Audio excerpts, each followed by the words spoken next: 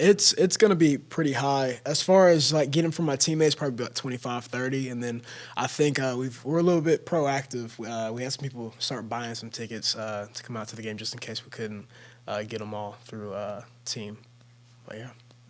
How much are you looking forward to going against, the burnt orange on that field and representing K-State? It's going to be big time because of the second part you just said, representing K-State. It's going to be another opportunity to play with these guys in a short week after we want to get back to work, especially after last Saturday, and to get to go and play a really good and really good football team in Texas, and they're going to be itching for a win in a quite a long time. So we're gonna get their best shot, and they're gonna get our best shot, and I'm excited to get there and play with my guys.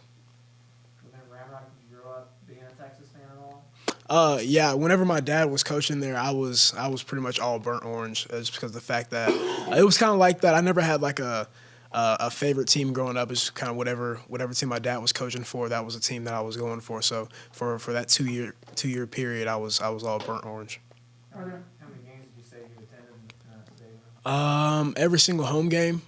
For those 2 years, like, I attended a couple of away games that were either in Texas or was a pretty big game, and but yeah, so I guess say about 13, 14.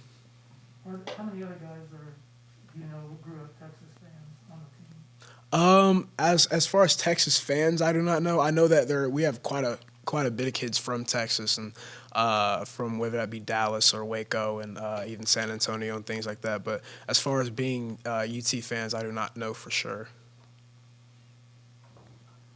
Deuce, what does it mean to you to embrace the process of classwork and practices and film, and just explain your approach to it? That's what it's all about.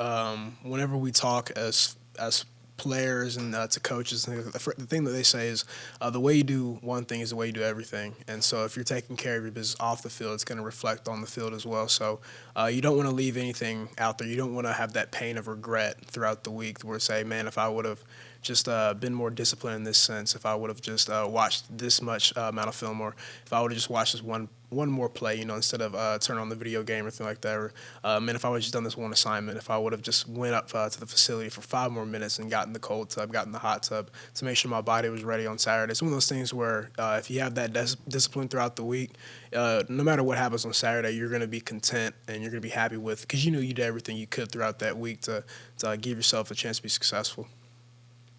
Where's your confidence level with Will Howard if he's started on this team? That's my guy, and we've seen it all year. The way that he's prepared behind Skylar, and he's had Skylar in his corner all year, and even dating back to whenever we got back after last season, the progress that he's made because of Sky T, and just the way that he's seen the looks, and he's been in the weight room, he's been running with us, he looks even better. It's one of those things where if he has to go on Friday, we're ready to roll. We're going to go out there, we're going to play, we're going to rise up with him in a sense, and we're going to go out there and we're going to play, we're going to have to execute as a team, as an offense, and that's something that we're going to have to pride ourselves on.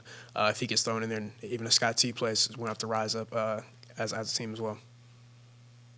What's he been like in practice since we last saw him in the game, Will? It's one of those things where, so of course Sky T has been getting all of the first team reps and things like that, but he's always asking questions. He's always right there, whether it's a walkthrough or we're going through reps. He's standing right behind him. He's watching. He's seeing his reads, what he's looking at, what he's going through. He's asking questions and things like that. So to see him that engaged, that no matter when his name is called, he's going to be ready to go out there and execute.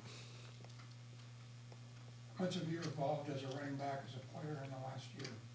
A whole bunch, I'd say, just from the mere fact of just the experience factor of last year. You're playing these big time games and things like that, and you won't say the stage is too big, but it's shocking. It's one of those things where like you're playing in this big time game, and the game is starting to slow down a little bit. You had the spring ball, you had the fall camp, the full fall camp in a sense. You had time in the weight room, time out in the field, and just the time in the film room and things like that. It's just kind of all helped to have the game slow down just a little bit more. And I can't take all the credit. I feel like I have some great teammates, a great support system behind me that have helped me to become a really good player while I've been here, and improve my game on a day-to-day basis. And it's one of those things that I'm very grateful for. Do you have any friends on Texas team? I do. I have quite a few actually. Last year, after the game, I met some of those guys and got to talk to them after the game, and we kind of kept in touch. And I played on a 7-on-7 team with Jade Barron, who's a DB, and he'll actually be starting for him this week. And so it'd be pretty cool to get to play against him for the first time. We played 7-on-7 together for years in high school, and we actually played AAU basketball back when we were in middle school. Whenever I first moved to Austin, so he's been a childhood friend for a very long time. It'd be good to compete against him. Is that a relationship where you guys will be kind of like trash talking via text this week, or do you guys like not talk at all till after the game? It'll probably be one of those things. It'll probably be a little bit of trash talk just from that the fact that we're such good buddies that it's all good trash talk, things like that. But it's all love, and it's gonna be a challenge to go against those guys. But I'm excited and just attacking the process throughout the week and just taking it day by day. Has it hit you yet that you're a 1,000-yard rusher?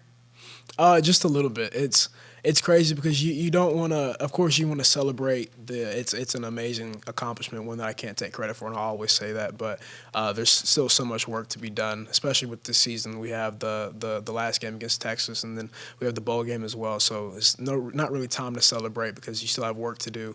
There's so much out there to go and get as a football team, and just taking it, like I said, day by day, and making sure that I'm not being seduced by the success that has I'm very fortunate to have this season, and because we have a lot more work to do. I'm not sure if anybody on the team has discussed it, but for you specifically, is there any sense of relief that you guys are going into this game knowing that, hey, whatever happens, we clinched the bowl a while back, so we'll at least get to enjoy postseason trips on that? Not necessarily, because coming into the season, it was never, man, we're playing for a bowl game. It was never that. Of course, clinching a bowl game is a great accomplishment for this team. It's something that we've worked a really, really long time for. But we wanna max out our potential in a sense. So going into this game, the bowl game's not really in our mind as far as it goes this week, because Texas is our next opportunity, and whenever we do get to the bowl game, that's going to be a great time to get ready for that. But as of right now, we're getting ready for Texas. What's your favorite place to eat back home? So I have two. So Round Rock Donuts in the morning is, man, those donuts are all donut holes, the big ones, all types of stuff, strawberry, chocolate, all of them. They're fantastic. And so Rudy's, I really like going to Rudy's. I'm a big barbecue guy, so Salt Lick as well. And just I never really got to go downtown and see anything and eat anything down there like that, which is, now that I'm looking back, I'm probably kicking myself a little bit, just not go down there and try some food like that. But definitely, if y'all have anything from being down there in 2019 that you give me, I'd love to go and try it out. You got any suggestions, Tom? I've lived there my whole life. Franklin barbecue is barbecue better sauce? than I said, do you like Stubbs barbecue sauce? Whenever I had his at the little barbecue cookout, it was pretty good, man. I'm a barbecue sauce guy, so he gets my thumbs up 100%. So I gotta ask you about the buttered macaroni. Yeah, so whenever I was younger, I never really liked sauce, like the marinara sauce or Alfredo sauce. So growing up, it was always one of those things where it was like, man, I don't want to sit here and not eat like noodles or something like that. So I put butter on them, and I really liked it. And I've grown up a little bit more now. I eat the marinara sauce and things like that. But that was definitely something I did whenever I was growing up.